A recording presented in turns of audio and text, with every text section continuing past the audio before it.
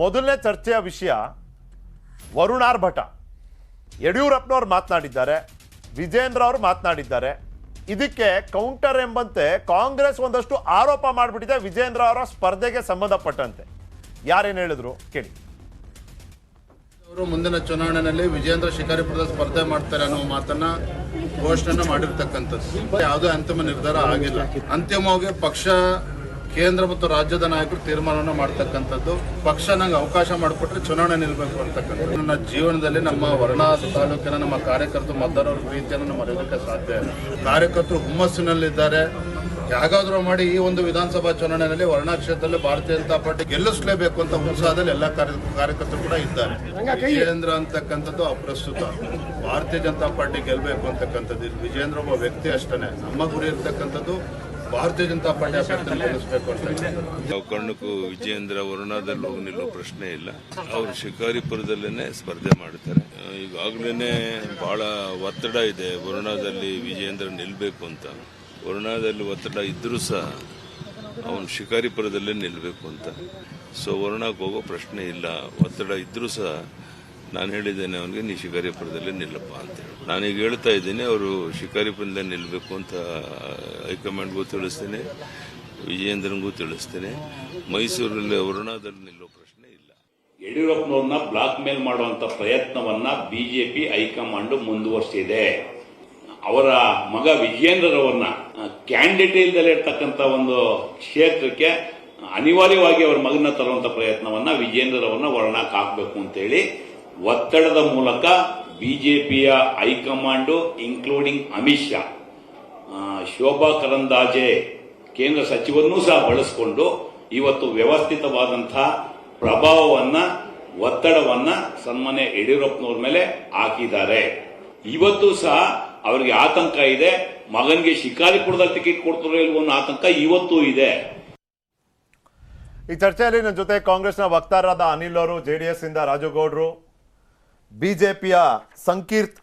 ನಮಸ್ಕಾರ ಸಂಕೀರ್ತ್ ಅವರೇ, ಸ್ವಾಗತ ನಿಮ್ಗೆ. ಇನ್ನು ಹಿರಿಯ ಪತ್ರಕರ್ತರು, ರಾಜಕೀಯ ವಿಶ್ಲೇಷಕರು ಆದ ಶಿವಕುಮಾರ್ ಅವರು ಕೂಡ ಜಾಯ್ನ್ ಆಗ್ತಿದ್ದಾರೆ. ನಮಸ್ಕಾರ ಶಿವಕುಮಾರ್ ಅವರೇ, ನನ್ನ ಧ್ವನಿ ಕೇಳ್ತಿದೆ ಅನ್ಕೋತೀನಿ. ಸ್ವಾಗತ ನಿಮ್ಗೂ ಕೂಡ. ಅನಿಲ್ ಅವರಿಂದ ಚರ್ಚೆ ಶುರು ಮಾಡೋಣ ಅಂತ. ಯಾರ್ಯಾರನ್ನ ಕಟ್ಟಾಕ್ತಾರೆ ಅನಿಲ್ ಈಗ ಅಕಸ್ಮಾತ್ ಸ್ಪರ್ಧೆ ಆದಲ್ಲಿ? ಇವಾಗ ಯಡಿಯೂರಪ್ಪನವ್ರು ಹೇಳ್ತಿದ್ದಾರೆ, ಯಡಿಯೂರಪ್ಪನವ್ರು ಹೇಳ್ತಿರೋದು ಬರೀ ಸಲಹೆ, ಯಡಿಯೂರಪ್ಪನವ್ರು ಮಾಡ್ತಿರೋದು ಮನವಿ, ಇದು ನಿರ್ಧಾರ ಅಲ್ಲ. ನಮಗೂ ಗೊತ್ತು, ನಿಮಗೂ ಗೊತ್ತು. ಯಾರ್ಯಾರನ್ನ ಕಟ್ಟಾಕ್ತಾರೆ?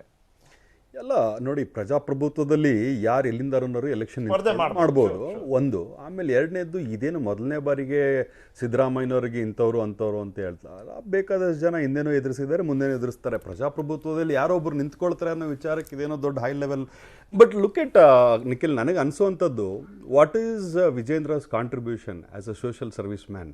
ಇನ್ನೂ ಅವ್ರು ಈಗ ಬೆಳೀತಾ ಇದ್ದಾರೆ, ಬೆಳೀಲಿ. ಅವರು ಒಂದು ಉತ್ತಮವಾದಂಥ ನಾಯಕ ಆಗಲಿ ಅಂತೇಳಿ ಬಯಸೋದ್ರಲ್ಲಿ ನಾನು ಸಹ ಮೊದಲನೇ ಸಾಲಿನಲ್ಲಿ ನಿಲ್ತೀನಿ.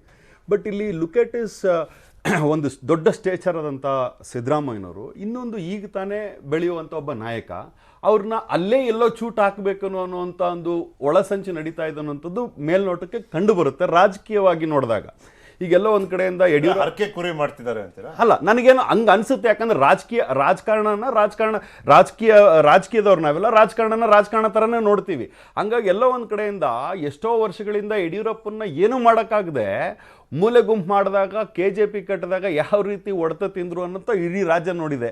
ಅದೇ ಥರ ಎಲ್ಲೂ ನಾಳೆ ವಿಜಯೇಂದ್ರ ಇದೇ ಥರದ ಒಂದು ದೊಡ್ಡ ಅಬ್ಬರದಲ್ಲಿ ಅಕಸ್ಮಾತ್ ಶಿಕಾರಿಪುರದಲ್ಲಿ ನಿಂತ್ಕೊಂಡು ಗೆದ್ದುಬಿಟ್ರು ಅಂತಂದರೆ ಮುಂದಿನ ದಿನಗಳು ಇವ್ರನ್ನ ಹಿಡಿಯೋಕ್ಕಾಗಲ್ಲ ಅನ್ನೋ ಒಂದೇ ಒಂದು ಕಾರಣಕ್ಕಾಗಿ ಮೋಸ್ಟ್ಲಿ ಅಲ್ಲಿ ಕಳಿಸ್ತಾ ಇರ್ಬೋದು ಅನ್ನೋದು ಮೇಲ್ನೋಟಕ್ಕೆ ಕಂಡು ಬಿಟ್ರೆ ಅಲ್ಲ, ಗೆಲ್ಲಿ. I am not telling no, ಗೆಲ್ಲೋದಕ್ಕೇನು ತಪ್ಪು ಅಂತ. ವರುಣಾನಲ್ಲೇ ಗೆದ್ಬಿಟ್ರೆ ಅಕಸ್ಮಾತ್ ಅಲ್ವಾ ಅದು? ಅಕಸ್ಮಾತ್ ಅದೇನಾಗುತ್ತೆ, ಅಲ್ಲಿ ಒಳಗಡೆ ಯಾರ್ಯಾರ ಜೊತೆಗೆ ಅಡ್ಜಸ್ಟ್ಮೆಂಟ್ಗಳು ಅಂತೇಳಿ ತಾವೇ ಸಿ ಪಿ ಯೋಗೇಶ್ವರ ಹೇಳಿದ್ನು ಕೇಳಿದಿರಿ. ಅಲ್ಲಿ ಏನಾರು ಅಂಥದ್ದೇನಾರು ಒಳಸಂಚುಗಳು ಆಗ್ಬಿಟ್ವು ಅಂತಂದರೆ ವಿಜೇಂದ್ರ ಅವ್ರು ಸೋತೋಗ್ತಾರೆ, ಇಸ್ ಕರಿಯರ್ ಇಸ್ ಫಿನಿಶ್ಡ್. ಆಮೇಲೆ ಇಲ್ಲಿ ಇನ್ನೊಂದು ನಿಖಿಲ್ ಅವರೇ, ನಾವೆಲ್ಲ ನೋಡಬೇಕಾಗಿರುವಂಥದ್ದು, ಯಡಿಯೂರಪ್ಪನವ್ರು ಜೈಲಿಗೆ ಹೋಗಿದ್ದಂಥ ಕಾರಣ ಏನು? ಇದೇ ವಿಜೇಂದ್ರ ಅಲ್ವಾ? ಕರೆಕ್ಟ್ ಅಲ್ವಾ? ನನಗೆ ಪ್ರಶ್ನೆ ಕೇಳಿದ್ರೆ ಅಲ್ಲಲ್ಲ, ಉತ್ತರ ಆರೋಪ ಮಾಡ್ಬೋದು ಬೇಕಾರೆ, ನನಗೆ ಪ್ರಶ್ನೆ ಕೇಳಬಾರ್ದು. ಅಂದ್ರೆ ಅಲಿಗೇಷನ್ಸ್ ಅವ್ರ ಮೇಲೆ ಅವತ್ತಿನ ದಿನ ಚರ್ಚೆಗಳಾಗಿ ಅಲ್ವಾ? ಅಲ್ಲಲ್ಲ, ಇವತ್ತು ಯಡಿಯೂರಪ್ಪನವ್ರು ಏನಾದ್ರು ರಾಜ್ಯದಲ್ಲಿ ಅವ್ರ ಹೆಸರನ್ನ ಕುಗ್ಗಿಸ್ಕೊಂಡಿದ್ದಾರೆ ಅಂತಂದ್ರೆ one of the reason was Vijendra. ಅದ್ರಲ್ಲೇನು ಎರಡು ಮಾತಿಲ್ಲ. ರಾಜಕಾರಣಿಗಳು ಹೇಳ್ತಾರೆ, ಆಮೇಲೆ ಅವರು ಏನು BJPಯಲ್ಲಿ ಒಳ ಚರ್ಚೆ ನಡೆಯುವಂಥದ್ದು ಇದೇ ಸಾಮಾನ್ಯವಾಗಿ. ಇಲ್ಲಿ ಆಶ್ಚರ್ಯವಾಗಿ ನಾವು ನೋಡುವಂಥದ್ದು ಏನು ಅಂತಂದ್ರೆ, ಎಲ್ಲೋ ಒಂದ್ ಕಡೆಯಿಂದ ವಿಜಯೇಂದ್ರ ಅವ್ರನ್ನ ಕಾರ್ನರ್ ಮಾಡಬೇಕು ಭಾರತೀಯ ಜನತಾ ಪಾರ್ಟಿಲಿ. ನೀವು ಏನ್ ಎರಡನೇದು, ಇಲ್ಲಿ ನೋಡಿ ಇನ್ನೊಂದು ನಿಖಿಲ್ ಅವರೇ, look at the stature that Siddaramaiah holds. ಅವರು ಸ್ಟಾರ್ಟ್ ಮಾಡಿದ್ದು ಸೋಷಿಯಲ್ ಮೂವ್ಮೆಂಟ್. ವಿಜೇಂದ್ರನ್ಗೆ ಅಲ್ಲಲ್ಲ, ಅದನ್ನೇ ನಾನು ಕೇಳಿದ್ರಲ್ಲ, your question has the answer ಅನ್ನಿಲ್ಲವ್ರೆ. ಕೇಳಿ, ಸಿದ್ದರಾಮಯ್ಯನವರು ಎಂತ ಲೀಡರ್, ಡೆಪ್ಯೂಟಿ CM ಆದಂತವ್ರು, CM ಆದಂತವ್ರು, 5 ವರ್ಷ, ಎಷ್ಟೋ ಯುಗಗಳಾದ್ಮೇಲೆ 5 ವರ್ಷ ಸಂಪೂರ್ಣವಾದ ಅವಧಿಯನ್ನ ಅಧಿಕಾರ ಚಲಾಯಿಸಿದ ಮುಖ್ಯಮಂತ್ರಿ. ಇಲ್ಲಿ ಅವ್ರ ವಿರುದ್ಧ ಇವ್ರನ್ನ ತಂದಾಗ ಆಟೋಮ್ಯಾಟಿಕಲಿ ಇವರ ವರ್ಚಸ್ಸು, ವೋಲ್ಟೇಜ್ ಆಫ್ ಎಲೆಕ್ಷನ್ ತುಂಬಾ ದೊಡ್ಡದಾಗಿ ನಡೀತದೆ. ಅದರ ವಿಜೇಂದ್ರ ಅವರ ವೈಯಕ್ತಿಕ ವರ್ಚಸ್ ಮೇಲೂ ಪ್ರಭಾವ ಬೀರುತ್ತೆ ಸಕಾರಾತ್ಮಕವಾಗಿ, regardless of the result. Correct ಅಲ್ವಾ? ಹೆಂಗೆ ಈಗ ಅದ್ರ ಬಗ್ಗೆನೇ ನಾ ಚರ್ಚೆ ಮಾಡೋದು ಅಂತ ಆದ್ರೆ, let us look at the analysis of the. ಬಹಳ ಸಿಂಪಲ್ ಆಗಿ, ಬಹಳ ಸಿಂಪಲ್ ಆಗಿ ಹೇಳ್ತೀನಿ. ನಿಮಗೆ ಸಚಿನ್ ತೆಂಡೂಲ್ಕರ್ಗೆ ಬೌಲಿಂಗ್ ಮಾಡೋ ಅವಕಾಶ ಸಿಕ್ಕರೆ, ನೀವೇನ್ ಕ್ರಿಕೆಟರ್ ಅಲ್ಲ, ನೀವೇನ್ ಭಾರಿ ಏನು ಕ್ರಿಕೆಟ್ ನೀವೇನು ಆಡಿದ್ರೋ ಇಲ್ಲೋ ನಂಗೆ ಗೊತ್ತಿಲ್ಲ, ಜಸ್ಟ್ ಒಂದು ಎಕ್ಸಾಂಪಲ್ ಕೊಡ್ತಾ ಇರೋದು. ತೆಂಡೂಲ್ಕರ್ ಬಂದು ನಿಮಗೆ ಬ್ಯಾಟಿಂಗ್ ಆಡ್ತಾರೆ ಅಂದ್ರೆ ನಿಮಗೆ ಗೌರವ ಎಷ್ಟು ಸಿಕ್ತು? ಈಗ ಅದೇ ಒಂದು ಎಕ್ಸಾಂಪಲ್ ಆಗಿ ಕೊಟ್ಟೆ ಅಷ್ಟೇ. ಗೊತ್ತಾಯ್ತು. ಈಗ ನಾನು ಹೇಳುವಂಥದ್ದು, ನಂಜುಂಡಸ್ವಾಮಿ ಅವರ ಮೂಲಕ ರಾಜಕೀಯಕ್ಕೆ ಧುಮುಕಿರುವಂಥವ್ರು ಸಿದ್ದರಾಮಯ್ಯನವರು. ಅದೇ ರೀತಿ ಮುಂದುವರೆದ ಭಾಗದಲ್ಲಿ ಅವರು ಎಲಿಮೆಂಟ್ ಸಬ್ಸಿಡರಿ ಮಿನಿಸ್ಟರ್ ಆಗ್ತಾರೆ, ಅದಾಗಿದ್ಮೇಲೆ ಡೆಪ್ಟಿ ಚೀಫ್ ಮಿನಿಸ್ಟರ್ ಆಗ್ತಾರೆ, ಆಮೇಲೆ ಚೀಫ್ ಮಿನಿಸ್ಟರ್ ಆಗ್ತಾರೆ. ಲುಕ್ ಎಟ್ ಇಸ್ ಕಾಂಟ್ರಿಬ್ಯೂಷನ್ ಬಡವರಿಗಾಗಿ, ಶೋಷಿತ ವರ್ಗರಿಗಾಗಿ, ಇದೇ ಲಿಂಗಾಯತ ಸಮಾಜಕ್ಕೆ ಅವ್ರು ಕೊಟ್ಟಿರುವಂಥ ಕೊಡುಗೆ ಎಷ್ಟಿದೆ. ಇವತ್ತೇನಾದ್ರು ಇಡೀ ರಾಜ್ಯದಲ್ಲಿ ಬಸವಣ್ಣನ ಫೋಟೋ ಹಾಕ್ತಾರೆ ಅಂತಂದ್ರೆ ಎಲ್ಲ ಸರ್ಕಾರಿ ಕಚೇರಿಗಳಲ್ಲಿ ಯಾರು ಅಂದ್ರೆ, ನಾನು ಯಾಕೆ ಹೇಳ್ತಾ ಇದ್ದೀನಿ ಅಂದ್ರೆ, ವಿಜೇಂದ್ರ ಪಾಲಿಟಿಕ್ಸ್ ಒಳಗಡೆ ಬೆಳಿಲಿ, ಅದ್ರಲ್ಲೇನು ಎರಡು ಮಾತಿಲ್ಲ. ಬಟ್ ಇಲ್ಲಿ ಆಗಿರುವಂಥದ್ದೇನು ಅಂತಂದ್ರೆ, ಒಳಸಂಚು ನಡೀತಾ ಇದೆ ಎಲ್ಲೋ ಒಂದ್ ಕಡೆಯಿಂದ. ವಿಜೇಂದ್ರ ಅವ್ರನ್ನ ಮುಗಿಸ್ಬೇಕು ರಾಜಕಾರಣದಲ್ಲಿ ಇಲ್ಲೇ ಅನ್ನೋ ಒಳಸಂಚಿರೋದು ಸಿದ್ದರಾಮಯ್ಯನವ್ರನ್ನ ಕಟ್ಟಾಕೋದಕ್ಕ ಅಂತ ಬಿಜೆಪಿ ಒಂದು ಅಪೋಸಿಷನ್ ಪಾರ್ಟಿಯಾಗಿ ಅವ್ರನ್ನೇನು ಬೆಳೆಸೋದಕ್ಕೇನು ಇಚ್ಛೆ ಪಡೋದಿಲ್ಲ. ಅವ್ರನ್ನ ರಾಜಕೀಯವಾಗಿ ಮುಗಿಸ್ಬೇಕು ಅಂತಾನೆ ಪ್ರಯತ್ನ ಮಾಡಲ್ಲ ಭಾರತೀಯ ಜನತಾ ಪಾರ್ಟಿ ಇಲ್ಲಿ. ಬಟ್ ವಿಜಯೇಂದ್ರ ಆ ಊರ್ನವರಲ್ಲ, ಆ ಡಿಸ್ಟ್ರಿಕ್ಟ್ನವರಲ್ಲ, ಆ ಭಾಗದವರಲ್ಲ, ಆ ರೀಜನ್ ಅವರಲ್ಲ, ಎಲ್ಲ ಒಂದ್ ಕಡೆ. ಅಲ್ಲಲ್ಲ, ಒಂದ್ ನಿಮಿಷ,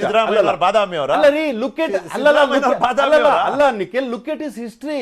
so what? Look at is history. ನೀವು ನೇಟಿವಿಟಿ ಅಂತ ಮಾತಾಡಿದ್ರೆ, ಮೂಲ ಅಂತ ಮಾತಾಡಿದ್ರೆ ಮೂಲ ನಾನು ಹೇಳೋದು, ಈಗ ವಿಜಯೇಂದ್ರ ಅವರು ಮೊದಲನೇ ಬಾರಿ ಶಿಕಾರಿಪುರದಲ್ಲಿ ಎಲೆಕ್ಷನ್ ಗೆದ್ದು ಅದಾಗಿದ್ಮೇಲೆ ಒಂದು ಕ್ಯಾಬಿನೆಟ್ ಮಿನಿಸ್ಟರ್. ಹಂಗ್ ನೋಡಕ್ ಹೋದ್ರೆ ಯಡಿಯೂರಪ್ಪನವ್ರು ಬೂಕನ್ಕೆರೆ, ಮಂಡ್ಯ, ಅಂದ್ರೆ ಅಲ್ಲ, ನಾವು ಅವ್ರನ್ನ ಕಂಪೇರ್ ಯಾಕೆ ಮಾಡೋದಿಲ್ಲ ಅಂತ ಕೇಳಿ ನಾನು ಹೇಳ್ತೀನಿ. ಅವ್ರನ್ನ ಯಾಕೆ ಕಂಪೇರ್ ಮಾಡಲ್ಲ ಅಂತಂದ್ರೆ, ಲುಕ್ ಎಟ್ ಇಸ್ ಲೆಗಸಿ. ಎಷ್ಟು ದೀರ್ಘವಾಗಿ ನಡ್ಕೊಂಡ್ ಬಂದಿದ್ದಾರೆ ರಾಜಕಾರಣದಲ್ಲಿ. ಇಡೀ ರಾಜ್ಯದಲ್ಲಿ, ಸೌತ್ ಕರ್ನಾಟಕದಲ್ಲಿ ಭಾರತೀಯ ಜನತಾ ಪಾರ್ಟಿ ಕಟ್ಟಬೇಕು ಅಂದ್ರೆ ಯಡಿಯೂರಪ್ಪನವರು. ಇವತ್ತು ಅದೇ ನಾನು ವಿಜಯೇಂದ್ರ ಅವ್ರ ಬಗ್ಗೆ ಅದೇ ತರ ಅವ್ರು ಕಟ್ಟಿದ ಮೇಲೆ ಎಲ್ಲೋ ಒಂದ್ ಕಡೆ ನಾಲ್ಕು ನೀವೇನ್ ಹೇಳ್ತಿದ್ರಿ ಅಂದ್ರೆ ಒಂದು ಟ್ರ್ಯಾಕ್ ರೆಕಾರ್ಡ್. ಇನ್ನು ಅಲ್ಲ, ಏನಾಗಿದೆ ಅಂತಂದ್ರೆ, ವಿಜಯೇಂದ್ರ ಅವ್ರಿಗೆ ಇನ್ನೂ ಒಂದು ರಾಜಕೀಯವಾಗಿ he has not grown to a level wherein he would be able to, in case if he is winning I would be happy. Party ಅವಕಾಶ ನಾವೇನ್ ಮಾಡೋದು? ಪಾರ್ಟಿ ಅವಕಾಶ ಕೊಡ್ತಾ ಇಲ್ಲ ಅಂತ ಹೇಳ್ತಾ ಇರೋದು. ಪಾರ್ಟಿ ಅವ್ರನ್ನ ಮುಗಿಸ್ಬೇಕು ಅಂತ ಹೊರಟಿದೆ ಅನ್ನೋದು ನಮ್ಮ ಒಂದು ಇದು. ನಿಮ್ಮ ಅಭಿಪ್ರಾಯ ಮುಕ್ತವಾಗಿ ವ್ಯಕ್ತಪಡಿಸೋದಕ್ಕೆ ಈ ವೇದಿಕೆ ಮೇಲೆ ಅವಕಾಶ ಇದೆ. ಆಮೇಲೆ ಇಲ್ಲಿ ಇನ್ನೊಂದು ಏನಾಗಿದೆ ಅಂತಂದ್ರೆ, ಎಲ್ಲೋ ಒಂದ್ ಕಡೆ ಬಿಂಬಿಸ್ತಾ ಇದಾರಲ್ಲ ಲಿಂಗಾಯತರು ಎಲ್ಲರೂ ಸೇರ್ಕೊಂಡು ಒಟ್ಟಾಗಿ ಓಟ್ ಹಾಕ್ಬಿಡುತ್ತೆ. We should look at the KGP results. 2013ರಲ್ಲಿ ರಿಸಲ್ಟ್ ಏನಾಯ್ತು? ಎಷ್ಟು ಜನ ಲಿಂಗಾಯತರು ಗೆದ್ದುಬಿಟ್ರು? 2224 ಕಾನ್ಸ್ಟಿಟ್ಯೂನ್ಸಿಲಿ. ಅನಿಲ್ ಅವರೇ, in a span of 6 months ಪಕ್ಷ ಕಟ್ಟಿ 10% ವೋಟ್ ಹೇಳ್ತೀನಿ. 35 ಸೀಟಲ್ಲಿ ಲೆಸ್ ದನ್ 3000 ಮಾರ್ಜಿನಲ್ KJP ಸೋತಿದ್ದು 35 ಸೀಟಲ್ಲಿ. ಅಲ್ಲ, ಒಂದು ನಿಮಿಷ. If you club the 35 to the 40+ seats that BJP got, ಅಲ್ಲ ಆಗ್ಲಿಲ್ಲ ಅನ್ನೋ ಪ್ರಶ್ನೆ ಬೇರೆ. ಅದನ್ನೇ ಅವ್ರು ಪಾಲಿಟಿಕ್ಸ್ ಒಳಗೆ ಕ್ಯಾಲ್ಕುಲೇಷನ್ಸ್ ವರ್ಕ್ ಆಗೋದಿಲ್ಲ ನಿಖಿಲ್. ಪಾಲಿಟಿಕ್ಸ್ ಒಳಗೆ ಕ್ಯಾಲ್ಕುಲೇಷನ್ಸ್ ವರ್ಕ್ ಆಗೋದಿಲ್ಲ. ಓನ್ಲಿ ಇನ್ಸ್ಟೆನ್ಸ್ ಮಾತ್ರನೇ ಕೆಲಸ ಮಾಡುವಂತದ್ದು. ಕ್ಯಾಲ್ಕುಲೇಷನ್ಸ್ ನಿಮ್ಮ ಹತ್ರನು ಕ್ಯಾಲ್ಕುಲೇಷನ್ಸ್ ಇರುತ್ತೆ, ನನ್ನ ಹತ್ರನು ಕ್ಯಾಲ್ಕುಲೇಷನ್ಸ್ ಇರುತ್ತೆ. Way we want we can predict it, we can overlook it. But ಹಂಗಾಗೋದಿಲ್ಲ. ಇವತ್ತು ನಡೆಯುವಂತದ್ದೇನು ರಾಜಕಾರಣದಲ್ಲಿ, ಅಲ್ಲಿ ಮೂಲ ಅವರು ಬೇಕಾದಷ್ಟು ಕೊಡುಗೆ ಕೊಟ್ಟಿದ್ದಾರೆ ಬಡವರ ಪರವಾಗಿ, ಶೋಷಿತ ವರ್ಗದ ಪರವಾಗಿ, SC ST. Look at his contribution to the OBC, ಲಿಂಗಾಯತರ ಪರ. ಮಠ ಇರೋ ಕ್ಷೇತ್ರದ ಬಗ್ಗೆ ಮಾತನಾಡ್ತಿದ್ದೀರಿ ನೀವು. ಅಲ್ಲ, ಸುತ್ತೂರು ಮಠ ಇರೋ ಕ್ಷೇತ್ರ. Just reminded you. ಶಿವಕುಮಾರ್ ಎರಡು ಮಾತು. I will continue. Shivakumar sir, ನೀವು ಅದೇ ಪ್ರದೇಶದವರು. ನಿಮಗೆ ವರುಣ ಬಹಳ ಹತ್ರವಾದ ಜಾಗ ಕೂಡ. ಅಲ್ಲಿ ನಿಮಗೆ ಅಲ್ಲಿನ ರಾಜಕೀಯ ವೈಖರಿಯ ವಿಧಾನಗಳು, ಅಲ್ಲಿನ ಫ್ಯಾಕ್ಟರ್ಗಳು, ಇದೆಲ್ಲ ನಿಮಗೆ ಗೊತ್ತಿರೋ ಅಂಥದ್ದು. ಇವತ್ತಿಗೆ ಆನ್ ಗ್ರೌಂಡ್ ಏನು ಹೇಳ್ತಿದ್ದಾರೆ ವರುಣ ಜನ, ಯಾವ ರೀತಿ ಆಗ್ತಿದೆ ಚರ್ಚೆ. ಒಂದು ಬೇಡಿಕೆ ಇತ್ತು 2018ರಲ್ಲಿ, ಶಿವಕುಮಾರ್ ಅವರು ಗೊತ್ತಿದೆ, ಇನ್ನ ಚುನಾವಣೆ ಘೋಷಣೆ ಆಗಿಲ್ಲ, ಆಗಾಗಲೇ ವಿಜೇಂದ್ರ ಅವರು ಫೀಲ್ಡ್ಗೆ ಇಳಿದ್ಬಿಟ್ಟಿದ್ರು ವರುಣಾನಲ್ಲಿ. ಅವತ್ತೊಂದು ದಿವಸ ಮತದಾರರಲ್ಲೂ ಒಂದು ನಿರೀಕ್ಷೆ ಇತ್ತು ವಿಜೇಂದ್ರ ಅವ್ರು ಬರ್ಬೋದೇನೋ ಅಂತ. ಪಕ್ಷ ಅದನ್ನ ನಕಾರ ಮಾಡ್ತು. ಆದ್ರೆ ಇವತ್ತಿಗೆ ಏನಿದೆ ಮೂಡು ಆನ್ ಗ್ರೌಂಡ್? ನೋಡಿ, ವಿಜೇಂದ್ರ ಅವರು ಚುನಾವಣೆಗೆ ಹುಣಸೂರಿಗೆ ಬರ್ತಾರೆ ಅನ್ನೋದ್ರ ಬಗ್ಗೆ ಈಗಲ್ಲ, ನೀವ್ ಹೇಳ್ದಂಗೆ 2018ರಲ್ಲೂ ಬಂತು, ಈಗ್ಲೂ ಬರ್ತಾ ಇದೆ. ಈ ತರದ್ದು ಒಂದು ಫ್ಲೋಟ್ ಮಾಡ್ತಾ ಇರ್ತಾರೆ. ಯಾಕಂತಂದ್ರೆ ಅಲ್ಲಿ ಒಂದು 50,000 ವೀರಶೈವರ ಮತಗಳನ್ನ ಇಟ್ಕೊಂಡಿದ ತಕ್ಷಣ ಒಬ್ಬರನ್ನ ಕರ್ಕೊಂಡ್ ಬಂದ ಕನ್ಸಾಲಿಡೇಟ್ ಮಾಡ್ಬೋದು, ಅಕ್ಕಪಕ್ಕ ನಂಜನಗೂಡಲ್ಲಿ ಮತ್ತೆ ಅದ್ರದ್ದು ಇಂಪ್ಯಾಕ್ಟ್ ಆಗ್ಬೋದು ಅಂತ, ಒಂದು ಲಾಭ ಆಗ್ಬೋದು ಅಂತ ಅವ್ರು ಯೋಚನೆ ಮಾಡಿರ್ಬೋದೇನು. ಆದ್ರೆ ಸಿದ್ದರಾಮಯ್ಯನವರು ಅಲ್ಲಿ 2008 ಅಲ್ಲಿ ಡಿಲಿಮಿಟೇಷನ್ ಆಗಿ ಆ ಕ್ಷೇತ್ರಕ್ಕೆ ಹೋಗಿ 2 ಸಾರಿ ಗೆದ್ಮೇಲೆ, ಮತ್ತೆ ಅವ್ರ ಮಗ ಗೆದ್ಮೇಲೆ, ಇವತ್ತು it has become one of the model constituencies. ಒಳ್ಳೆ ರೂರಲ್ ಇನ್ಫ್ರಾಸ್ಟ್ರಕ್ಚರ್ ಇರ್ಬೋದು, ಇಲ್ಲಾಂದ್ರೆ ಇಂಡಸ್ಟ್ರಿಯಲ್ ಏರಿಯಾ ಇರ್ಬೋದು, ಈ ತರದ್ದೆಲ್ಲ ಡೆವಲಪ್ಮೆಂಟ್ಸ್ ಮಾಡಿ, ಟ್ಯಾಂಕ್ ಫಿಲ್ಲಿಂಗ್ ಪ್ರಾಜೆಕ್ಟ್ಸ್ ಇದೆಲ್ಲ ಮಾಡಿರೋದ್ರಿಂದ, ಮತ್ತೆ ಸಿದ್ದರಾಮಯ್ಯನವರು ಅವರು ಬಾದಾಮಿಗೆ ಹೋದ್ರೂ ವರ್ಣ ಜನದ ಜೊತೆ ಅವ್ರಿಗೆ ಕನೆಕ್ಟ್ ಏನು ಹೋಗ್ಲಿಲ್ಲ. ಹಂಗಾಗಿ ಆ ಬಾಂಡಿಂಗ್ಸ್ ಹಂಗೆ ಇರೋದ್ರಿಂದ ಬಹಳ ಕಷ್ಟ. ಅಂದ್ರೆ ಸಿದ್ದರಾಮಯ್ಯನವ್ರ ವಿರುದ್ಧ ಏನು ಯಡಿಯೂರಪ್ಪನವ್ರ ಮಗ ನಿಲ್ಬಾರ್ದು ಅಂತ ನಾನು ಹೇಳ್ತಾ ಇಲ್ಲ. ನಾನ್ ಹೇಳ್ತಾ ಇರೋದೇನಂತಂದ್ರೆ, ಆ ತರದ ಒಂದು ವಾತಾವರಣ ಕ್ರಿಯೇಟ್ ಮಾಡ್ಕೊಬೇಕಂದ್ರೆ 1 ವರ್ಷನೋ 2 ವರ್ಷ ಮೊದಲು ಬಂದು ಆ ತರದ ಒಂದು ಗ್ರೌಂಡ್ ಪ್ರಿಪೇರ್ ಮಾಡ್ಕೊಂಡು ಅವರು ಒಂದು ಕ್ಯಾಂಡಿಡೇಟ್ ಅಂತ ಪ್ರೊಜೆಕ್ಟ್ ಮಾಡ್ಕೊಬೇಕಾಯ್ತು. ಇಲ್ಲ ಸಿದ್ದರಾಮಯ್ಯನ ಮಗ ನಿಲ್ತಾ ಇದ್ರು, ಇಲ್ಲ ಸಿದ್ದರಾಮಯ್ಯ ನಿಲ್ತಾ ಇದ್ರು, ಅದು ಬೇರೆ ಪ್ರಶ್ನೆ. ಆದ್ರೆ ವರ್ಣ ಬರ್ಬೇಕು ಅಂದಿದ ತಕ್ಷಣ ಈಗ ಆಫ್ ಹ್ಯಾಂಡ್ ಆಗಿ ಬಂದು ನಿಲ್ಲುವಂತ ಲೆವೆಲ್ಗೆ ಆ ಸ್ಟೇಚರ್ ಇನ್ನೂ ಬಂದಿಲ್ಲ, ಅದು ಒಪ್ಕೊಂತೀನಿ ನಾನು. ಆದ್ರೆ ಇನ್ನೊಂದ್ ಕಡೆಗೆ ಅವರು ಯಾವುದೇ ಕಾರಣಕ್ಕೂ ಶಿಕಾರಿಪುರ ಬಿಟ್ಟು ಬರಕ್ ಆಗೋದಿಲ್ಲ. ಯಾಕಂದ್ರೆ ಅವರು ಫೋರ್ಟ್ ಕಟ್ಕೊಂಡ್ಬಿಟ್ಟಿದ್ದಾರೆ ಅವರಲ್ಲಿ. ಯಡಿಯೂರಪ್ಪನವರು ಅದನ್ನ 4 ದಶಕಗಳು ಅದನ್ನ ನರ್ಚರ್ ಮಾಡಿದ್ದಾರೆ. ಅಲ್ಲಿ ನಾವು ಬಿಟ್ಟು ಕಾಲ್ ಕಿತ್ತು ಬರಬಾರ್ದು ಅನ್ನೋದು ಅವ್ರು ಇರುತ್ತೆ. ಈ ತರ ಹೋಲಿಕೆ ಮಾಡ್ಬೋದಾ ಅಂತ ಶಿವಕುಮಾರ್ ಅವರೇ? ವರುಣಾನಲ್ಲಿ ಸಿದ್ದರಾಮಯ್ಯನವ್ರು ಹೆಂಗೆ ಕೋಟೆ ಕಟ್ಕೊಂಡಿದ್ದಾರೆ, ಹಂಗೆ ಶಿಕಾರಿಪುರದಲ್ಲಿ ಯಡಿಯೂರಪ್ಪನವ್ರು ಕಟ್ಕೊಂಡಿದ್ದಾರೆ. Is that right? ಹೌದು 100%. ನಾನು ಈ ಒಂದು ಉದಾಹರಣೆ ನಿಖಿಲ್, ಇವಾಗ ಪರಮೇಶ್ವರ್ ಅವ್ರನ್ನ ಪುಲಿಕೇಶಿ ನಗರಕ್ಕೆ ಬನ್ನಿ ಅಂತಾರೆ. ಪುಲಿಕೇಶಿ ನಗರಕ್ಕೆ ಅವ್ರು ಬರೋದಕ್ಕೆ ಇಷ್ಟ ಇದ್ರೂ ತುಮಕೂರ್ನ ಬಿಟ್ಟು ಬರಕ್ ಆಗೋದಿಲ್ಲ. ಇಲ್ಲಿ ನಮ್ದು ಸಂಸ್ಥಾನನೇ ಕಟ್ಕೊಂಡಿದೀವಿ ನಾವು, ಇಲ್ಲೇ ಚುನಾವಣೆ ಮಾಡ್ಬೇಕು, ಕಷ್ಟನೋ ಸುಖನೋ ನಾನು ಅಲ್ಲಿ ನಿಂತು ಗೆಲ್ಬೇಕು ಅಂತ. ಅಂದ್ರೆ ಒಬ್ಬ ಲೀಡ್ರು ಆದವರು ಆ ಜಾಗ ಏರಿಯಾನ ಜನನ ಸಂಪರ್ಸ್ಬಿಟ್ಟಿರ್ತಾರೆ. ಹಂಗಾಗಿ ಅವರು ಅನಿವಾರ್ಯವಾಗಿ ಅಂತಂತ ಕಡೆ ನಾವು ಚುನಾವಣೆ ಮಾಡ್ಬೇಕಾಗುತ್ತೆ. ಯಾಕಂದ್ರೆ ದೇವರಾಜ ಅರಸು ವಿರುದ್ಧ ಬಹಳ ಚಿಕ್ಕ ವಯಸ್ಸಲ್ಲಿ ಇದ್ದಂತ ಚಿಕ್ಕಮಗಳೂರು ಎಲೆಕ್ಷನ್ ಫೈಟ್ ಮಾಡ್ಬೇಕಂತ ಹೊರಟ್ಬಿಟ್ಟಿದ್ರು. ಅಂದ್ರೆ ಈ ತರ ಮಾಡಬಾರ್ದು ಅಂತಲ್ಲ. ಡೆಮಾಕ್ರಸಿಯಲ್ಲಿ ಯಾರ ಮೇಲೆ ಯಾರಾದ್ರೂ ನಿಂತ್ಕೊಬಹುದು. ಅಂದ್ರೆ ಹೋದ್ ಸಾರಿ ಇದ್ದಂತ ವಿಜೇಂದ್ರ ಅವ್ರಿಗಿರ್ಬೋದು, ಇಲ್ಲಾಂದ್ರೆ ಯಡಿಯೂರಪ್ಪನವ್ರಿಗೆ ಇದ್ದಂತ ರೆಸ್ಪಾನ್ಸ್ ಈ ಸಾರಿ ಬಹಳ ಯಾಕಂತಂದ್ರೆ ಬಿಜೆಪಿ ಕಳೆದ 1-2 ವರ್ಷದಿಂದ ಯಡಿಯೂರಪ್ಪನವ್ರನ್ನ ನಡೆಸ್ಕೊಂಡಿರೋ ರೀತಿಯಲ್ಲಿ ಬಹಳಷ್ಟು ವಿಶ್ಲೇಷಣೆಗಳು, ವರದಿಗಳು ಬಂದಿರೋದು ನೋಡಿದ್ರೆ, ಆ ಒಂದು ಏನ್ ಟೆಂಪೋ ಇತ್ತು, ಒಂದು ಇಡೀ ಕಮ್ಯುನಿಟಿ ಏನು ಅವ್ರು ಅಪೀಲ್ ಮಾಡ್ತಾ ಇದ್ರು, ಆ ಟೆಂಪೋ ಇವತ್ತು ಸ್ವಲ್ಪ ಕಡಿಮೆ ಆಗಿದೆ. ಒಂದು ಯಾಕಂತಂದ್ರೆ no more Yediyurappa is in race for chief ministership. Correct. ಆಮೇಲೆ ವಿಜೇಂದ್ರಗೆ ಓಟ್ ಹಾಕಿದ ತಕ್ಷಣ ಮುಖ್ಯಮಂತ್ರಿ ಆಯ್ತಾರಂತೇನಿಲ್ಲ ಅಲ್ಲಿ. ಕರೆಕ್ಟ್. ಹಂಗಾಗಿ ಜನ ಇದನ್ನೆಲ್ಲ ಯೋಚನೆ ಮಾಡೋದ್ರಿಂದ ಅಷ್ಟು ಈಸಿ ಅನ್ಸೋದಿಲ್ಲ ಚುನಾವಣೆ. ಅಲ್ಲ ಶಿವಕುಮಾರ್ ಅವರೇ, BSY ಅವ್ರ ಮುಂದೆ ಇರುವಂತ ಪ್ರಶ್ನೆ ಎಂತದ್ದು ಅಂದ್ರೆ, ಒಬ್ಬ ತಂದೆಯಾಗಿ ಯೋಚನೆ ಮಾಡೋದಾ ಅಥವಾ ಒಬ್ಬ ಪಾರ್ಟಿಯ ಕಾರ್ಯಕರ್ತ, ಪಾರ್ಟಿಯ ಒಂದು ಅವಕಾಶಗಳ ಫಲಾನುಭವಿಯಾಗಿ ಯೋಚನೆ ಮಾಡೋದಾ? ತಂದೆಯಾಗಿ ಯೋಚನೆ ಮಾಡಿದ್ರೆ ಸೇಫ್ ಸೀಟು, ಮೊದಲನೇ ಎಲೆಕ್ಷನ್ ನಿಲ್ಲೋದಾದ್ರೆ ಗೆಲ್ಲಿ ಶಿಕಾರಿಪುರದಿಂದ ಆಗ್ಲಿ ಅನ್ನೋದು ತಂದೆ.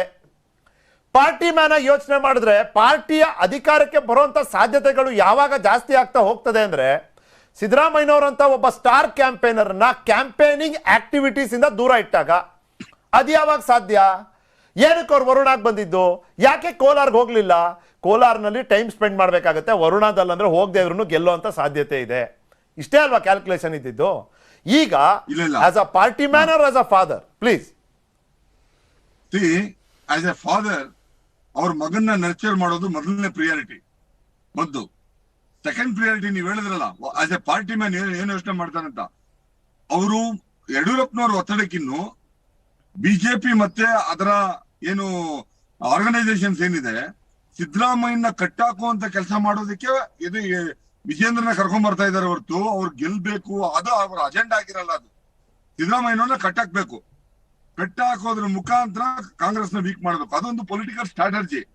ಆಸ್ ಎ ಫಾದರ್ ಅವ್ರಿಗೆ ಅದೊಂದು ರೆಸ್ಪಾನ್ಸಿಬಿಲಿಟಿ ಇದೆ. ಯಾಕಂತಂದ್ರೆ ಯಡಿಯೂರಪ್ಪನವರು ಮಗನ್ನ MLC ಮಾಡಕ್ ಪ್ರಯತ್ನ ಪಟ್ರು, ಆಗ್ಲಿಲ್ಲ. MLC ಮಾಡ್ಬಿಟ್ಟು ಮಂತ್ರಿ ಮಾಡ್ಬೇಕಾಗಿತ್ತು, ಅದು ಆಗ್ಲಿಲ್ಲ. ಹೋದ್ ಸರಿ ಎಲೆಕ್ಷನ್ ನಿಲ್ಸ್ಬೇಕಾಗಿತ್ತು, ಅದಕ್ಕೆ ಅವಕಾಶ ಕೊಡ್ಲಿಲ್ಲ. ಹಂಗಾಗಿ ಯಡಿಯೂರಪ್ಪನ ಏನು ಶಿಕಾರಿಪುರದಿಂದ ವಿಜೇಂದ್ರ ಟಿಕೆಟ್ ಅಂದಿದ ತಕ್ಷಣ ಅಲ್ಲೆಲ್ಲ ನಾ ಪಾರ್ಟಿ ಹೇಳ್ಬೇಕು, ಅವ್ರೇನ್ ಡಿಸೈಡ್ ಮಾಡಕ್ಕೆ ಅಂತ ಆ ಅಪಸ್ವರಗಳು ಬಂತು. ಈ ನಡುವೆ ಹಂಗಾಗಿ ಅವರು ಸೇಫ್ ಆಗಿ ಒಬ್ಬ ಮಗನ್ನ MP ಮಾಡಿದ್ದಾರೆ, ಇನ್ನೊಂದು ಮಗನ್ನ MLA ಮಾಡ್ಬೇಕು. ಯಾಕಂದ್ರೆ ವಿಜೇಂದ್ರನು ಪಾರ್ಟಿ ಕೆಲಸ ಮಾಡಿದ್ದಾರೆ, 10 ವರ್ಷಗಳ ಕಾಲ ಪಾರ್ಟಿ ಕೆಲಸ ಮಾಡಿ ಅದೆಲ್ಲ ನರ್ಚರ್ ಮಾಡಿರೋದ್ರಿಂದ ಇದನ್ನ ವರ್ಣದಲ್ಲಿ ನಿಲ್ಸಿ ನಾವು ಕಟ್ಟಾಕ್ಬೇಕು. ಯಾಕಂದ್ರೆ ಇವಾಗ ಅವ್ರ ಮಗನ್ಗೆ ಇನ್ಚಾರ್ಜ್ ಕೊಟ್ಟಿದ್ದಾರೆ ಸಿದ್ದರಾಮಯ್ಯನವರು. ಅದೇ ತರ ಕೋಲಾರದಲ್ಲಿ ನಿಂತ್ರೆ ಕೋಲಾರದಲ್ಲಿ ಅವ್ರು ಚುನಾವಣೆ ಮಾಡಲ್ಲ, ಒಂದೆರಡು ದಿನ ಹೋಗೋದು, ಅಲ್ಲಿ ಮಾಡೋದಕ್ಕೆ ಅಲ್ಲಿಂದ ಜನಕ್ಕೆ ಜವಾಬ್ದಾರಿ. ಹಂಗಾಗಿ ಇವತ್ತು ಒಂದು ಕ್ಲಿಷ್ಟಕರ ಪರಿಸ್ಥಿತಿಯಲ್ಲಿ ಇವತ್ತು ಯಡಿಯೂರಪ್ಪನವರು ಇದ್ದಾರೆ. ಒಂದ್ ಕಡೆ ಪಾರ್ಟಿನೂ ಮಗನ ಭವಿಷ್ಯನೂ ನೋಡ್ಬೇಕು, ಪಾರ್ಟಿ ಭವಿಷ್ಯನೂ ನೋಡ್ಬೇಕು. ಹಂಗಾಗಿ ಇವತ್ತು ಇನ್ನೊಂದು ತಿರಿ ಬಂತು, ಕೊಡಂಗಿದೆ 2 ಕಡೆ ಬರ್ಲಿ ಅಂತ ಅನ್ಬಿಟ್ಟು. ರೈಟ್. ಇದು ಶಿಕಾರಿಪುರ ಜನ ವಿಚಲಿತರಾಗಬಾರ್ದು ಅಂತ ಅನ್ಬಿಟ್ಟು ಯಡಿಯೂರಪ್ಪನವರು ಇವತ್ತು ಅದಕ್ಕೆ ಕ್ಲಾರಿಫೈ ಮಾಡಿದ್ದಾರೆ, ಶಿಕಾರಿಪುರದಿಂದ ನಿಲ್ತಾರೆ ಅಂತ ಅನ್ಬಿಟ್ಟು. ಯಾಕಂತಂದ್ರೆ ಅವರು ಕಟ್ಟಿ ಬೆಳೆಸಿದಂತ ಒಂದು ಮುನ್ಸಿಪಲ್ ಮೆಂಬರ್ ಆಗಿ ಮುಖ್ಯಮಂತ್ರಿ ಆಗೋವರೆಗೂ ನಾವು ಅಲ್ಲಿ ಜನ ಪ್ರೀತಿ ಕೊಟ್ಟಿದ್ದಾರೆ. ಆ ಕ್ಷೇತ್ರನ ಉಳಿಸ್ಕೊಳ್ಬೇಕು ಅನ್ನೋದು ಅವ್ರ ಜವಾಬ್ದಾರಿ ಆಗಿರೋದು ಇದನ್ನ ಮಾತಾಡಿದಾರೆ ನಿಖಿಲ್. ರೈಟ್ ಸಂಕೀರ್ತ್ ಅವರೇ, ನೋಡಿ ಉದ್ದೇಶ ಮ್ಯಾಟರ್ ಆಗುತ್ತೆ ಇಲ್ಲಿ. ನೀವು ಪಕ್ಷ ಸೀಟ್ ಗೆಲ್ಬೇಕು ಅನ್ನೋ ಉದ್ದೇಶದಿಂದ ವರುಣಾಗಿಳಿಸಿದ್ರೆ ಆ ಲೆಕ್ಕಾಚಾರ ಬೇರೆ, ಸಿದ್ದರಾಮಯ್ಯನವ್ರನ್ನ ಕಟ್ಟಾಕ್ಬೇಕು ಅದೇ ನಿಮ್ಮ ಉದ್ದೇಶ ಆಗಿದ್ರೆ ಆ ಲೆಕ್ಕಾಚಾರ ಬೇರೆ. ಅವಾಗ ಇಲ್ಲಿ ಒಬ್ಬರನ್ನ ಕಟ್ಟಾಕೋಕೆ ಹೋಗಿ ಅಲ್ಲಿ ಒಂದು ಸೀಟ್ ಕಳ್ಕೊಳ್ಳೋಂಥ ಸಾಧ್ಯತೆ ಇರುತ್ತೆ. ಕಟ್ಟಾಕೋದ್ರ ಮೂಲಕ ಗೆಲ್ಲೋಂಥ ಸಾಧ್ಯತೆ ಕೂಡ ಇದೆ, ಅದನ್ನ ನಾನು ಅಲ್ಲಗಳೆಯೋದಿಲ್ಲ. ಉದ್ದೇಶ ಏನು ಅನ್ನೋ ಪ್ರಶ್ನೆ, ಯಾರನ್ನ ಕಟ್ಟಾಕ್ತಾರೆ ಅನ್ನೋ ಪ್ರಶ್ನೆ. ಈಗ ನೋಡಿ, ಭಾರತೀಯ ಜನತಾ ಪಕ್ಷದಲ್ಲಿ ಮೊದಲನೇದಾಗಿ ಟಿಕೆಟ್ ವಿಚಾರ ಅಂತ ಬಂದಾಗ ಅದನ್ನ ನಿರ್ಣಯ ಮಾಡುವಂಥದ್ದು ನಮ್ಮ ಪಾರ್ಲಿಮೆಂಟ್ರಿ ಕಮಿಟಿ. ಸೊ ನಮ್ಮ ಪಾರ್ಲಿಮೆಂಟ್ರಿ ಕಮಿಟಿಯಲ್ಲಿ ನಮ್ಮ ಯಡಿಯೂರಪ್ಪನವರು ಅದಕ್ಕೆ ಸದಸ್ಯರಾಗಿದ್ದಾರೆ. ಸೊ ಆ ಪಾರ್ಲಿಮೆಂಟ್ರಿ ಕಮಿಟಿಯಲ್ಲಿ ಯಾರು ಅಭ್ಯರ್ಥಿ ಆಗಬೇಕು, ಎಲ್ಲಿಗೆ ಅಭ್ಯರ್ಥಿ ಆಗಬೇಕು ಅನ್ನೋದನ್ನ ಅಲ್ಲಿ ಕೂತು ಚರ್ಚೆ ಮಾಡಿ ನಿರ್ಣಯ ಮಾಡುತ್ತೆ. ಇಲ್ಲಿ ತಗೊಳ್ಳುವಂಥದ್ದು ತುಂಬ ಪ್ರೀಮೆಚೂರ್ ಆಗುತ್ತೆ ಅಂತ ನಾನು ಹೇಳಿಕ್ಕೆ ಬಯಸ್ತೀನಿ ಮೊದಲನೇದಾಗಿ. ಎರಡನೇದಾಗಿ ಸಿದ್ದರಾಮಯ್ಯನವ್ರನ್ನ ಕಟ್ಟಿ ಹಾಕಕ್ಕೆ ಇದು ಮಾಡೋದಕ್ಕೆ ಫಸ್ಟ್ ನಾವಿಲ್ಲಿ ಮಾಡ್ತಿರೋದು ಚುನಾವಣಾ ರಾಜಕಾರಣ ಅಂದರೆ ಅದೊಂದು ಯುದ್ಧ ಇದ್ದಂಗೆ. ನಾವು ಎದುರಾಳಿ ಅಭ್ಯರ್ಥಿನ ಸೋಲ್ಸ್ಬೇಕು ಅಂತಲೇ ನಾವು ಚುನಾವಣೆ ಮಾಡಕ್ಕೆ ಹೋಗ್ತೀವಿ. ಉದ್ದೇಶ ಅದೇ, ನಮ್ಮ ಉದ್ದೇಶ ಬಹಳ ಸ್ಪಷ್ಟ, ಎದುರಾಳಿ ಅಭ್ಯರ್ಥಿ ಸೋಲ್ಬೇಕು, ಅದು ಸಿದ್ದರಾಮಯ್ಯನವರಾಗಲಿ ಮತ್ತೊಬ್ಬರಾಗಲಿ. ಆದರೆ ನಾನು ಕೇಳ್ತಿರೋಂಥದ್ದು, ಸಿದ್ದರಾಮಯ್ಯನವರು 2 ಕ್ಷೇತ್ರದಲ್ಲಿ ನಿಂತ್ಕೊಂಡ್ರು. ಚಾಮುಂಡೇಶ್ವರಿ ಅಲ್ಲ, ಅದಕ್ಕೆ ನಾನು 2018 ಒಂದು ಸ್ವಲ್ಪ ಮರುಕಳಿಸ್ಕೊಳ್ಳೋಣ. 2018ರಲ್ಲಿ ಅದಕ್ಕಿಂತ ಮುಂಚೆ ತಗೊಳ್ಳೋದಾದ್ರೆ ತಮಗೆ ರಾಜಕೀಯ ಜನ್ಮ ಕೊಟ್ಟಂತ ಚಾಮುಂಡೇಶ್ವರಿ ಕ್ಷೇತ್ರ 2018ರಲ್ಲಿ ಅಲ್ಲೂ ನಿಂತರು. ಸಾಲದ್ದು ಅಲ್ಲಿ ಸೋಲ್ತೀನಿ, ಯಾವಾಗ ಹೀನಾಮಾನವಾಗಿ ಸೋಲೋ ಒಂದು ಹತಾಶಾ ಮನೋಭಾವಕ್ಕೆ ಹೋದಾಗ ದೂರದ ಬಾದಾಮಿಗೆ ಹೋಗಿ ನಿಂತರು. ಬಾದಾಮಿಗೆ ಹೋಗಿ ನಿಲ್ಸ್ಬೇಕಾದ್ರೆ ನಾವೇನು ಅವರೊಬ್ಬರು ಮುಖ್ಯಮಂತ್ರಿ 5 ವರ್ಷ ಸಂಪೂರ್ಣ ನಾನು ಸುವರ್ಣಯುಗ ಕೊಟ್ಟಿನಿ ಅಂತ ಕೊಚ್ಕೊಳ್ಳೋಂಥ ಮುಖ್ಯಮಂತ್ರಿ. ಸೊ ಆ ರೀತಿ ಕೊಚ್ಕೊಳ್ಳುವಂಥ ಮುಖ್ಯಮಂತ್ರಿ ಅವರ ಭಾಗ್ಯಗಳು ಅಥವಾ ಅವರ ಯೋಜನೆಗಳು ಜನಕ್ಕೆ ತಲುಪಿಲ್ಲ, ಅಥವಾ ಅಲ್ಪಕಾಲಕ್ಕೆ ತಲುಪಿ ಇನ್ನು ಜನರಿಗೆ ಮುಟ್ಟಾಳ್ರ ಮಾಡುವಂಥ ಕೆಲಸ ಮಾಡಿದ್ದಾರೆ 5 ವರ್ಷ ಅಂತ ನಾನು ಹೇಳಿಕ್ಕೆ ಬಯಸ್ತೀನಿ. ಸೊ ಆ 5 ವರ್ಷ ಮಾಡಿದಂಥ ಚಾಮುಂಡೇಶ್ವರಿಯಲ್ಲಿ 5 ವರ್ಷ ಮುಖ್ಯಮಂತ್ರಿಯಾಗಿ ಮತ್ತೆ ನಿಂತಾಗಲೂ ಕೂಡ ಅವರು ಹೀನಾಮಾನವಾಗಿ ಸೋತರು. ಆಮೇಲೆ ಬಾದಾಮಿಗೆ ಹೋಗಿ ನಿಂತಾಗ ನಾನು ಅದನ್ನು ಹೇಳೋದು, ಬಾದಾಮಿಗೆ ಹೋಗಿ ನಿಂತಾಗಲೂ ಅಷ್ಟೇ ಅವ್ರ ಎದುರುಗಡೆ ನಾವು ಈ ರೀತಿ ಪ್ರಯೋಗಗಳನ್ನೇ ಮಾಡಿದ್ದು. ನಾವು ಯಡಿಯೂರಪ್ಪನವ್ರು ನಿಲ್ಲಿಸಲಿಲ್ಲ, ಶ್ರೀರಾಮುಲು ಅವ್ರಿಗೆ ಅವಕಾಶ ಕೊಟ್ವಿ ಒಂದು 2 ಸೆಕೆಂಡ್ ಕಾನ್ಸ್ಟಿಟ್ಯೂನ್ಸಿಯಾಗಿ. ಅಲ್ಲಿ ಅವ್ರು ಏನಾಯಿತು, ಅಲ್ಲಿ ಅಲ್ಪ ಮತಗಳಿಂದ ಮಾತ್ರ ಅವ್ರು ಗೆಲ್ಲಿಕ್ಕಾಯ್ತು. ಸೊ ಒಂದು 1600 ಮತಗಳಲ್ಲೇನೋ ಅವರು ಗೆಲ್ಲಿಕ್ಕಾಯ್ತು. ಸೊ ಈ ರೀತಿಯ ಒಂದು ಪ್ರಯೋಗ, ಈ ರೀತಿಯ ಒಂದು ಇದು ಪಕ್ಷದ ಬಲವರ್ಧನೆಗಾಗಿ. ಸೊ ಹೈಕಮಾಂಡ್ ಆಗಲಿ ನಮ್ಮ ಪಕ್ಷದ ವರಿಷ್ಠರು ಅದನ್ನ ತೀರ್ಮಾನ ಮಾಡ್ತಾರೆ.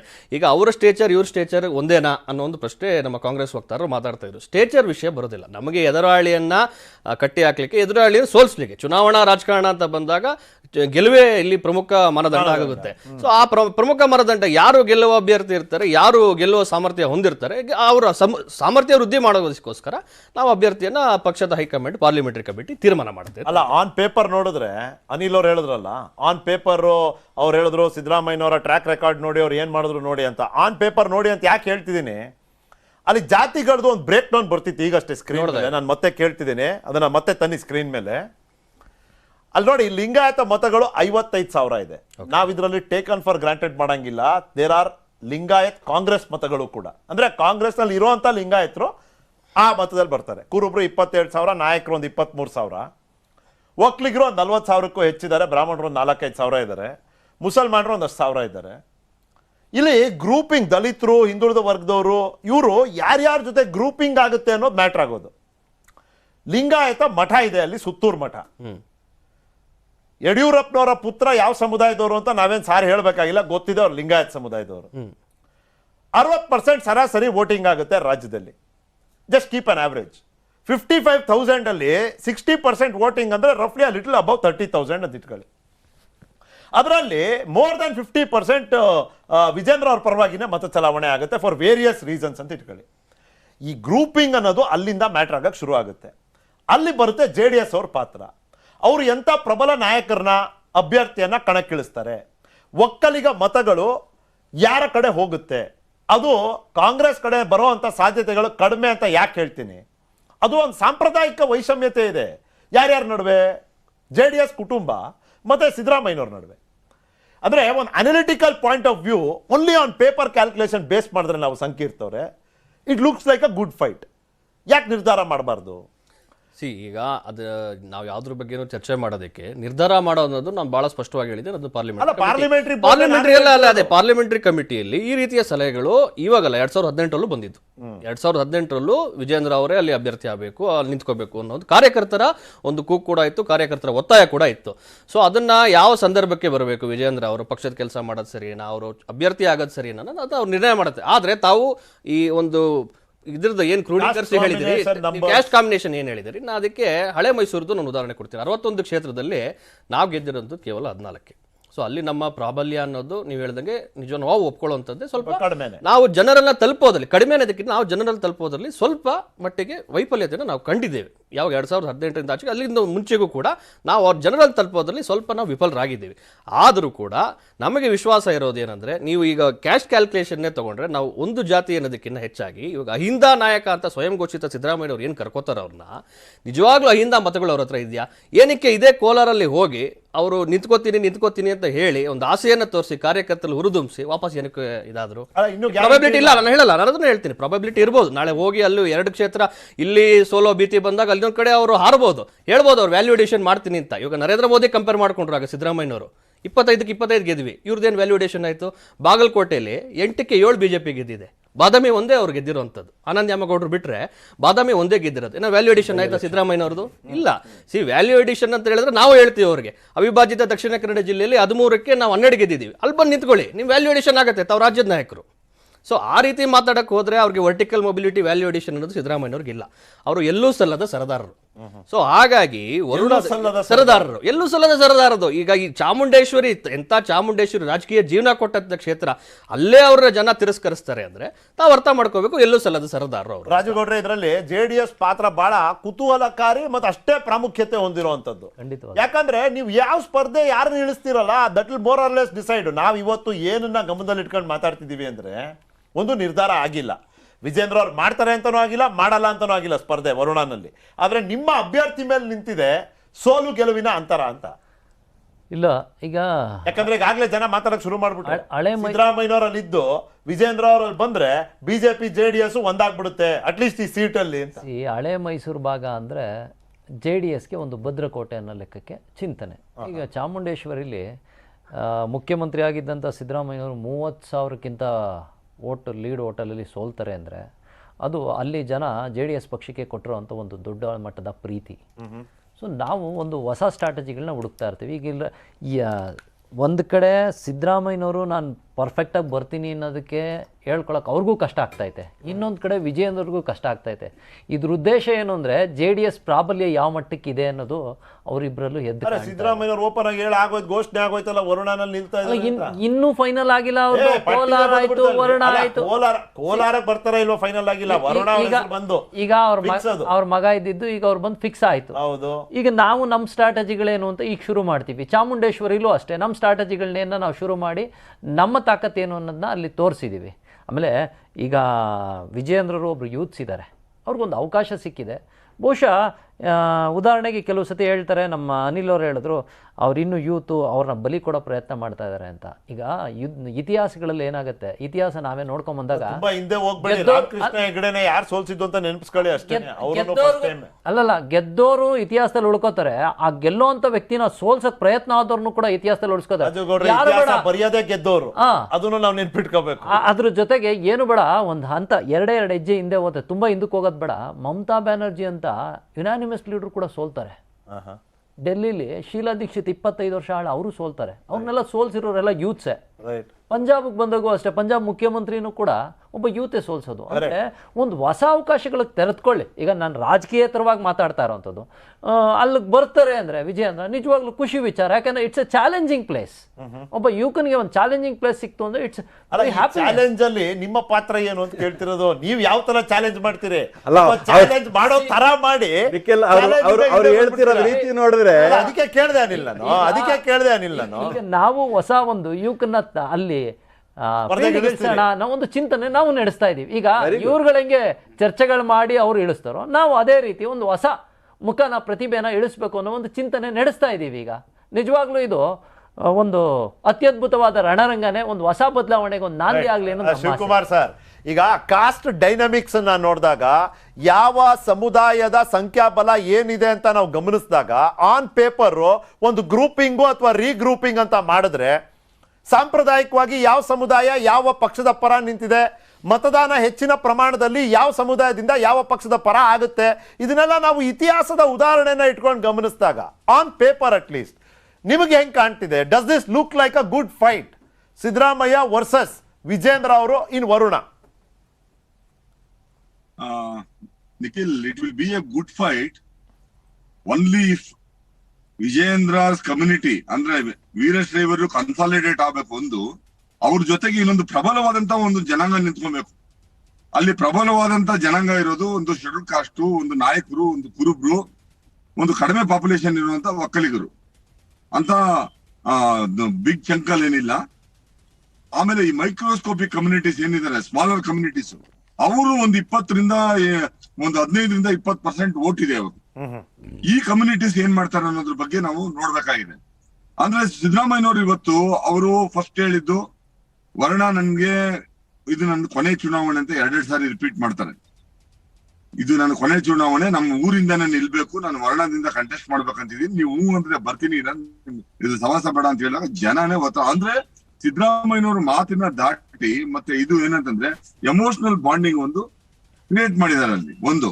ಆಮೇಲೆ ಎರಡನೇದಾಗಿ ಎಲ್ಲಾ ವೀರಶೈವರುನು ಬಿಜೆಪಿಗೆ ಹಾಕ್ಬಿಡ್ತಾರೆ, ಎಲ್ಲಾ ಒಕ್ಕಲಿಗರಿಗೂ ಜೆಡಿಎಸ್ ಹಾಕ್ಬಿಡ್ತಾರೆ ಅಂತ. They are very secular voters ಅವರು. ಹಂಗಾಗ್ಬಿಟ್ಟು ನಾವು ಯಾರನ್ನು ಇವ್ರಿಗೆ ಅಂತ ಅನ್ಬಿಟ್ಟು ಇದೇನು ಒಂದು ಕೇಕ್ ಕಟ್ ಮಾಡ್ದಂಗ್ ಮಾಡಕ್ ಆಗೋದಿಲ್ಲ. ಡೆಮಾಕ್ರಸಿಯಲ್ಲಿ ಎಂತಾವರೋದನ್ನು ಇವತ್ತು ಬೇರೆ ಬೇರೆ ಉದಾಹರಣೆಗಳು ನಾವು ನೋಡಿದೀವಲ್ಲ. ನೀವೇ ಹೇಳ್ತಾ ಇದ್ರಿ, ಸಿದ್ದರಾಮಯ್ಯ ಗೌಡ್ರದ ಉದಾಹರಣೆ ಹೇಳಿದ್ರಿ, ಬಹಳ ಜನದ ಉದಾಹರಣೆ ಹೇಳ್ತಾ ಇದ್ರಿ ನೀವು. ಹಂಗಾಗಿ ಇವತ್ತು ಏನ್ ಮಾಡ್ತಾರೆ ಅಂತ ಅಂದ್ರೆ ಸಿದ್ದರಾಮಯ್ಯನವರು, ನಾನು ಹೇಳೋದಂತಂದ್ರೆ is a time tested leader. The people of Varuna have tested him. They have seen on the ground what is the development. ಆಮೇಲೆ it is a more over it is a last election. ಹಂಗಾಗಿ it is very difficult for him to. ಇವತ್ತು ಏನಾಗಿದೆ, see even in case of JDS, even in case of BJP ಜೊತೆ ಹೋದ್ ಸರಿ 100% solid ಆಗಿ 80% ಗಿನ್ನ ಜಾಸ್ತಿ ನಾಯಕರು ಓಟ್ ತಗೊಂಡ್ಬಿಟ್ರು, ಎಸ್ ಟಿ ಓಟು. ಶ್ರೀರಾಮುಲನ್ನ DCM ಮಾಡ್ತೀನಿ ಏನೇನೋ ಹೇಳಿದ್ರು. ಹಂಗಾಗಿ ಒಂದು ಕಮ್ಯುನಿಟಿನ ತಗೊಂಡ್ರು. ಆಮೇಲೆ ಒಂದು ಆಂಟಿ ಇನ್ಕಂಬೆನ್ಸಿ ಇತ್ತು ಕಾಂಗ್ರೆಸ್ ವಿರುದ್ಧ, ಅದನ್ನ ಎನ್ಕ್ಯಾಶ್ ಮಾಡ್ಕೊಂಡ್ರು.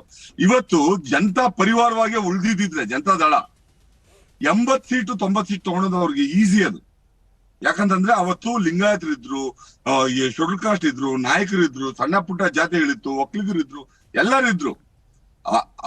ಜನತಾ ಪರಿವಾರ ಡಿಸ್ಇಂಟಿಗ್ರೇಟ್ ಆಗಿ ಆಗಿ ಆಗಿ ಆಗಿ ಇವಾಗ ಜೆಡಿಎಸ್ ಆಗಿದಾರ.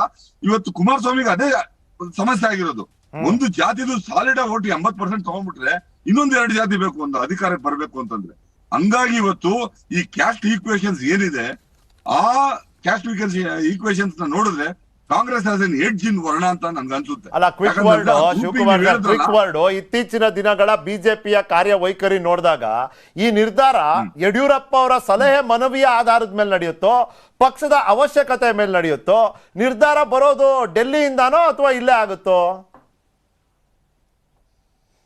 ಇವತ್ತು ಈಗಿನ ಪರಿಸ್ಥಿತಿ, ಕಳೆದ 1.5 ತಿಂಗಳ ಪರಿಸ್ಥಿತಿ ಇಟ್ಕೊಂಡು ಹೇಳ್ತಾ ಇದ್ದೀನಿ ನಿಖಿಲ್ ನಾನು.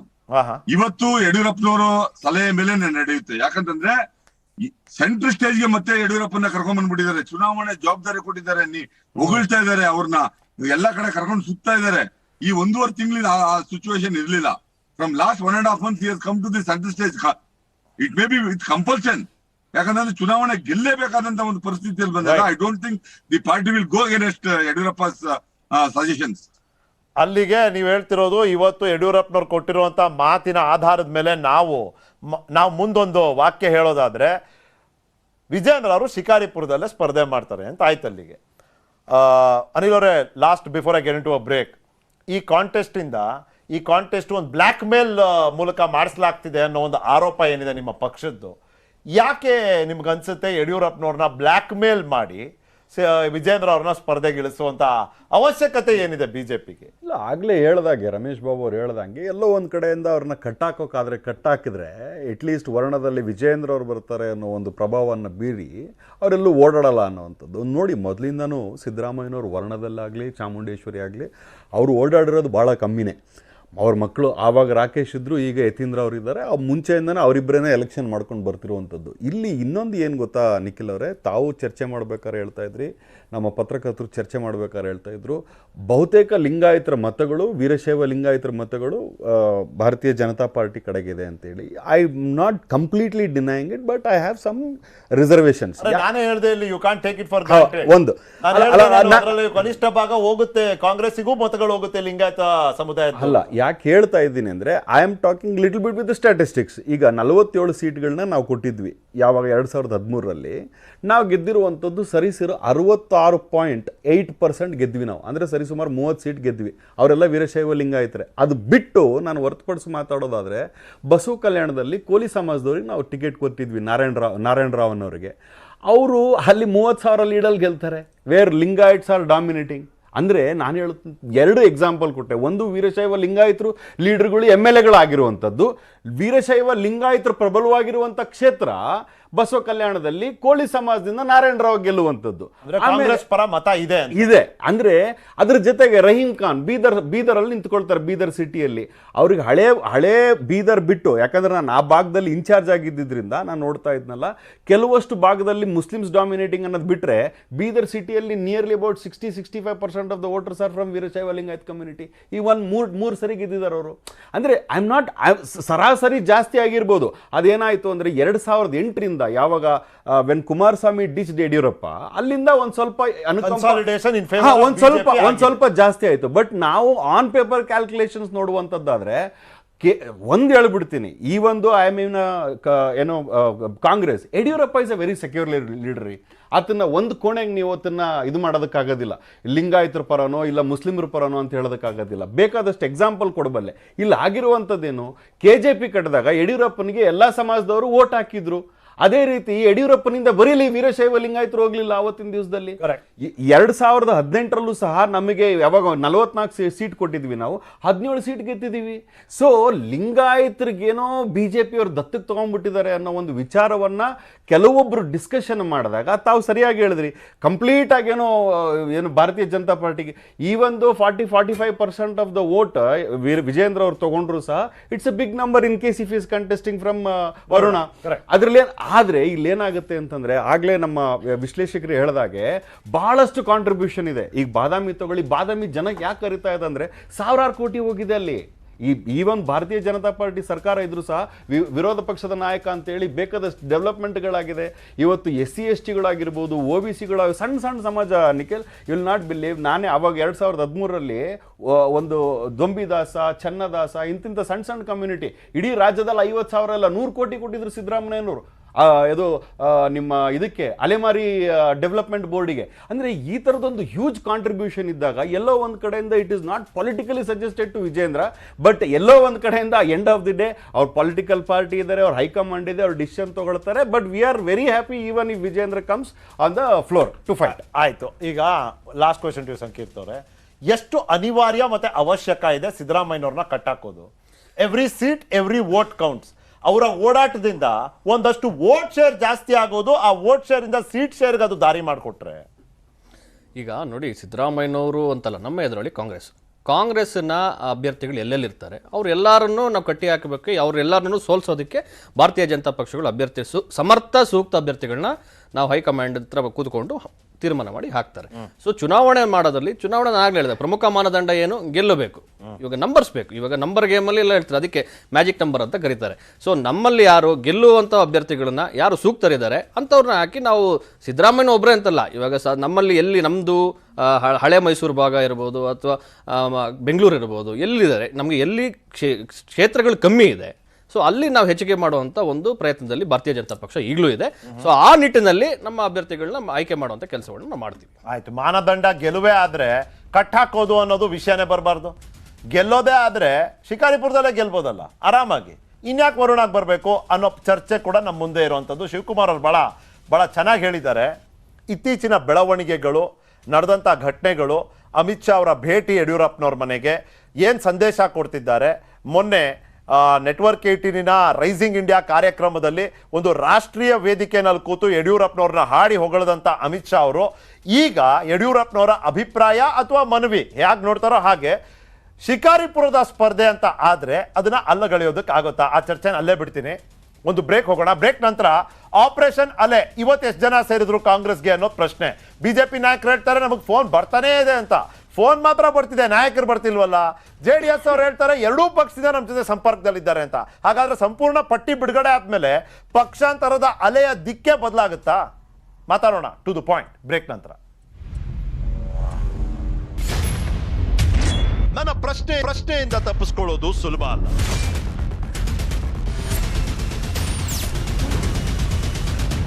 To the point.